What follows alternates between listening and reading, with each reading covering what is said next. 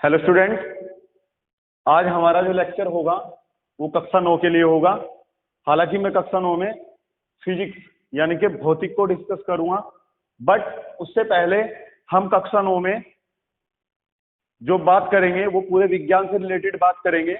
और हम आपको बताएंगे, जैसे आप कक्षा 8 में एक विज्ञान आप पढ़ते थे, उसमें उसके 3 पार्ट नहीं थे। अब कक्षा 9 में आते ही इसके आप 3 पार्ट पढ़ोगे। दैट मीन्स आपकी बुक जो होगी वो एक होगी, बट उसके 3 पार्ट होंगे।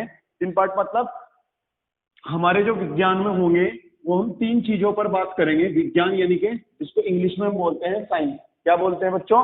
साइंस बोलते हैं। इस साइंस के 3 पार्ट होने हैं। कितने पार्ट होने हैं बच्चों? 3 पार्ट होने हैं बच्चों इसके। पहले वाला पार्ट जो होगा वो होगा भौतिक विज्ञान, जिसको हम इंग्लिश में फिजिक्स कह लेते हैं बच्चों। क्या कह देते हैं बच्चों? इसको इंग्लिश में फिजिक्स बोल देते हैं। सेकंड जो पार्ट होगा बच्चों, सेकंड पार्ट होगा विज्ञान का हमारा रसायन विज्ञान। क्या होगा बच्चों सेकंड पार्ट हमारा? सेकंड पार्ट होगा बच्चों हमारा रसायन विज्ञान होगा। ठीक है बच्चों, रसायन विज्ञान मतलब जिसको हम केमिस्ट्री बोल देते हैं। क्या बोल देते हैं बच्चों? केमिस्ट्री। थर्ड पार्ट जो होगा बच्चों हमारा वो होगा जीव विज्ञान। जीव विज्ञान, ठीक है बच्चों, जिसको हम बायोलॉजी बोल देते हैं। ठीक है बच्चों, क्या बोल देते हैं इसको? बायोलॉजी। तो हमें पता चल गया, जो हमने 8th क्लास तक साइंस पढ़ा था, विज्ञान पढ़ा था, वो पूरा एक विज्ञान था। उसके बहुत सारे चैप्टर, बहुत चीजों पे हमने बात की। हालांकि उसमें भी मिश्रण भौतिक, रसायन और जीव विज्ञान का था। तो मैंने बताया यहाँ हम 3 पार्ट में पढ़ेंगे और सब टीचर आपको अलग अलग डिस्कस कराएंगे।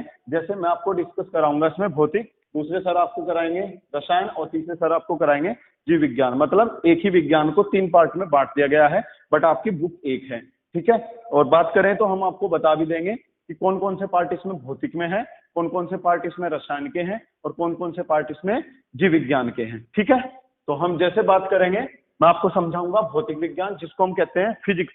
क्या कहते हैं बच्चों? फिजिक्स कहते हैं। ठीक है, तो हम जो डिस्कस करेंगे वो करेंगे भौतिकी, जिसको हम भौतिक विज्ञान के नाम से और इंग्लिश में फिजिक्स बोलते हैं। क्या बोलते हैं बच्चों? इंग्लिश में इसको फिजिक्स बोलते हैं। ठीक है, तो हम इस पे डिस्कस करेंगे। ठीक है, तो फिजिक्स में हम किन सब का, ठीक है, फिजिक्स क्या है? तो ये भौतिक विज्ञान की वह शाखा है। शाखा मतलब ब्रांच। ठीक है, मतलब ये साइंस की वो ब्रांच है जिसमें हम भौतिक से रिलेटेड, जैसे हमारे जितने भी आउटसाइड वाले हैं, आउटसाइड मतलब जितने भी, जैसे सपोज मेरा यहाँ से मैं अपना सेलफोन की बात करूं, ये मेरा सेलफोन है, स्मार्टफोन है, तो मैं इसकी लेंथ की बात कर रहा हूँ। ठीक है बच्चों, इसकी मैं विड्थ की बात कर रहा हूँ, मतलब इसकी लंबाई कितनी है, इसकी चौड़ाई कितनी है। ठीक है, मैं देखता हूँ उसका मास कितना है, मतलब इसका द्रव्यमान कितना, मास को द्रव्यमान बोलते हैं। तो इन सब की जब मैं बात कर रहा हूँ तो मैं बात कर रहा हूँ भौतिक से रिलेटेड। किससे? भौतिक से। आउटर जितनी भी बात होने वाली है वो सब भौतिक से रिलेटेड होने वाली है। फिर मैं कहूँ कि ये जो इस पे कवर लगा हुआ है, इसमें ये किस किस मटेरियल से बना है, मतलब मैं इसकी इंटरनली बात कर रहा हूँ, तो वो सब आप केमिस्ट्री में पढ़ोगे। और सभी आपके जीव वगैरह जो होंगे उनसे रिलेटेड पढ़ोगे आप, या फिर वनस्पति से, वो सब आप पढ़ोगे जीव विज्ञान में। हम डिस्कस करने वाले हैं भौतिक विज्ञान को। इसको डिस्कस करने वाले हैं बच्चों, भौतिक विज्ञान को डिस्कस करने वाले हैं। तो जितनी भी आपकी भौतिक राशियां हैं, भौतिक राशियां मतलब फिजिकल क्वांटिटी। कौन सी बच्चों? Physical quantity. ठीक है, उन सबको जितना भी इसमें यूज किया जाता है, जैसे मैं छोटे छोटे से नाम बताऊं जो कक्षा 8 में आपने पढ़े हैं। मैं एक नाम बताऊं आपको, दूरी, डिस्टेंस। तो डिस्टेंस क्या है? एक फिजिकल क्वांटिटी है। क्या डिस्टेंस का हम कोई देखते हैं कि डिस्टेंस है क्या फिजिक्स में? हाँ बिल्कुल, जब हम फिजिक्स पढ़ते हैं तो हमें डिस्टेंस का पता चलता है एज ए न्यूमेरिकल, या फिर हमारे डेफिनेशन होगी दी हुई, उन सब में हम कहीं ना कहीं जरूर देखते हैं कि कोई दूरी नाम का भी है। उसके बाद जैसे समय, समय भी देता है, समय मतलब टाइम। ठीक है, टाइम को भी देख रखता है, तो वो भी हमारी फिजिकल क्वांटिटी है, मतलब भौतिक राशि है। क्या है बच्चों? भौतिक राशि है। तो सब भौतिक राशियों का हम इसमें अध्ययन करते हैं। किनका अध्ययन करते हैं बच्चों? भौतिक राशियों का। ठीक है, we study of physical quantity in physics. हम फिजिक्स में सब भौतिक राशियों का क्या करते हैं, अध्ययन करते हैं। तो हम स्टडी करेंगे जितनी भी हमारी फिजिकल क्वांटिटी है। अभी मैंने 2-3 बताई आपसे, बहुत सारी आती हैं। आप विस्थापन पढ़ते हो, है ना, आप बल पढ़ते हो, बल पढ़ के आए हो। विस्थापन मतलब डिस्प्लेसमेंट और बल मतलब फोर्स, ठीक है। बहुत सारी चीजें हैं ऐसी, वो सब आपको यहाँ देखने को मिलेंगी। और यही हमारा भौतिक है। और इस भौतिक में हम सबसे पहले जो बात करेंगे वो बात करेंगे मोशन पर। किस पे बात करेंगे बच्चों, मोशन पे बात करेंगे। मोशन दैट मीन्स हम कह रहे हैं गति को, मतलब मोशन का मतलब होता है गति। हिंदी में हम गति कहेंगे, इंग्लिश की बात करें तो हम कहेंगे मोशन, ठीक है। तो मोशन पे बात करेंगे। मोशन में क्या क्या रहेगा, मोशन के बाद और भी बहुत सारे चैप्टर हैं, जैसे हमारा वर्क हुआ, एनर्जी, पावर, ठीक है, मतलब कार्य, ऊर्जा, सामर्थ्य, ठीक है, ग्रेविटेशनल, ये सब हमारे चैप्टर रहेंगे फिजिक्स के अंदर। बट हम सबसे पहले जो हमारा फर्स्ट चैप्टर है उसको ही डिस्कस करेंगे। कल मैं आपको बताऊंगा कि आपके फिजिक्स में कौन से चैप्टर होंगे। केमिस्ट्री के सर आपको केमिस्ट्री से रिलेटेड चैप्टर बताएंगे, तो आपको साइंस की बुक लेनी है, कौन से चैप्टर को टिक कर लेना है जो आपके फिजिक्स के अंतर्गत आएंगे। तो अभी मैंने बताया विज्ञान हम कितने पार्ट में पढ़ने वाले हैं बच्चों, 3 पार्ट में पढ़ने वाले हैं। कितने पार्ट में पढ़ने वाले हैं बच्चों, 3 पार्ट में पढ़ने वाले हैं। और फर्स्ट पार्ट हमारा क्या होगा, भौतिक होगा, जिसको मैं डिस्कस करूंगा। सेकंड हमारा केमिस्ट्री और थर्ड हमारा बायोलॉजी। तो मैंने बताया भौतिक वो होंगी जिसमें हम सब भौतिक राशियों का अध्ययन करेंगे। अभी मैंने बताया भौतिक राशियां कौन कौन सी। और हमेशा ध्यान रखना, भौतिक के अंतर्गत हम सारे ही आउटर पार्ट की बात करते हैं। जैसे किसी चीज की स्केल की हेल्प से हम उसकी लेंथ माप लें, मेजरमेंट कर लें कि इसकी लेंथ कितनी है, या बट हम उसकी विड्थ देख लें, ठीक है, डेप्थ देख लें। तो ये सब जब मेजरमेंट करते हैं तो ये सब आता है आपका फिजिक्स में आएगा। किसमें आएगा, फिजिक्स में। तो ये ब्रांच है जिसमें हम स्टडी करेंगे फिजिकल क्वांटिटी की। किसकी स्टडी करेंगे बच्चों, फिजिकल क्वांटिटी की स्टडी करते हैं, ठीक है। तो मैंने फिजिकल क्वांटिटी आपसे बताई। हालांकि सबसे पहले जो फिजिकल क्वांटिटी होती हैं वो, ठीक है, इनके भौतिक राशियां, भौतिक राशियां, ठीक है बच्चों, भौतिक राशियां, फिजिकल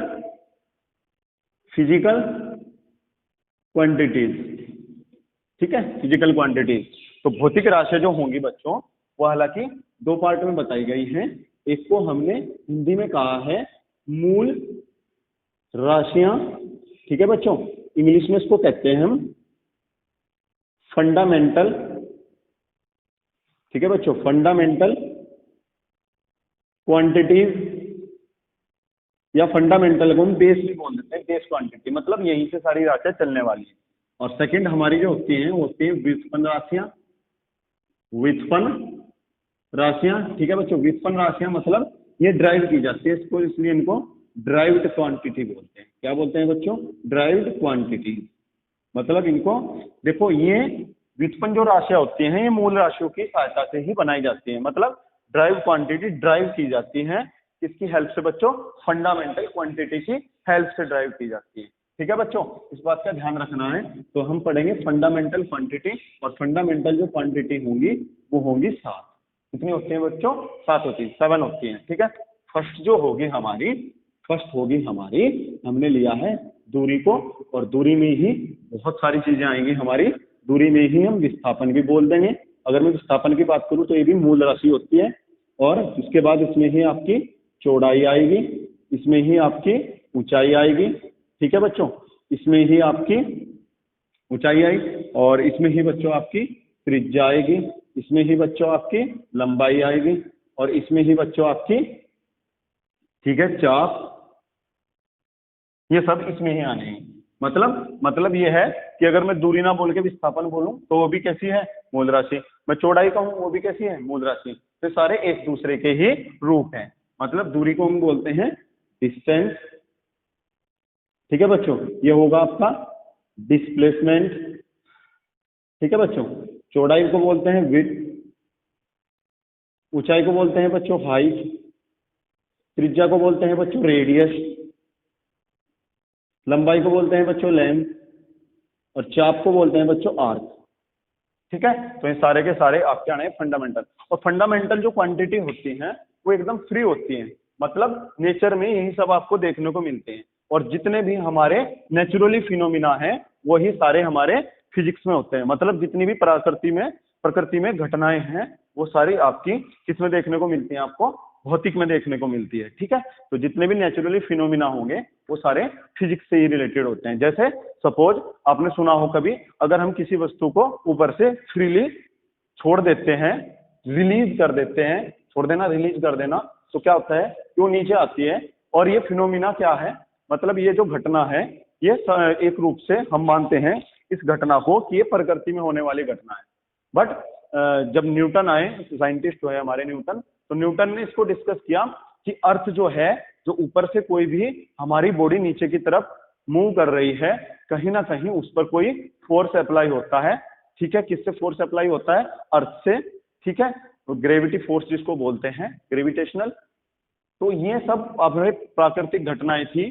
जैसे दो बॉडी हमारे पास हैं, दो वस्तुएं हैं, एक का टेम्परेचर ज्यादा है, एक का टेम्परेचर कम है, एक हाई टेम्परेचर पे है, एक लो टेम्परेचर पर। उनको कांटेक्ट में रखें, मतलब हम उनको संपर्क में रख दें, तो क्या होता है कि उनमें जो हीट होती है वो ट्रांसफर हो जाती है हाई बॉडी से लो बॉडी की ओर। मतलब जिसका ताप बॉडी का अधिक है, जिस वस्तु का ताप अधिक है उस वस्तु से जिस वस्तु का ताप कम है उसकी ओर ताप चला जाता है। आफ्टर सम टाइम दोनों का जो ताप होगा, दोनों का जो टेम्परेचर होगा वो इक्वल हो जाता है। ये भी फिनोमिना आपका, मतलब ये भी घटना आपकी कैसी है? नेचुरली है, जिसको हम फिजिक्स में डिस्कस करते हैं। तो फिजिक्स इज ए नेचर। ठीक है, बहुत सारे साइंटिस्टों ने ऐसा माना है, फिजिक्स इज ए नेचर, ये नेचर में ऐसा माना गया है।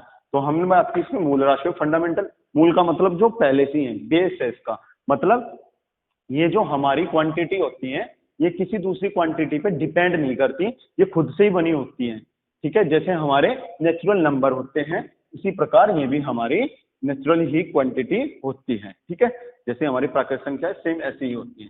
तो इसमें हमारे दूरी, विस्थापन, चौड़ाई, ऊंचाई, त्रिज्या, लंबाई और चाप आदि ये सब एक में ही आएंगे। ठीक है बच्चों, सेकंड नंबर पे हमारा जो आता है वो आता है द्रव्यमान। द्रव्यमान भी एक ऐसी क्वांटिटी है, द्रव्यमान को इंग्लिश में बोलते हैं मास।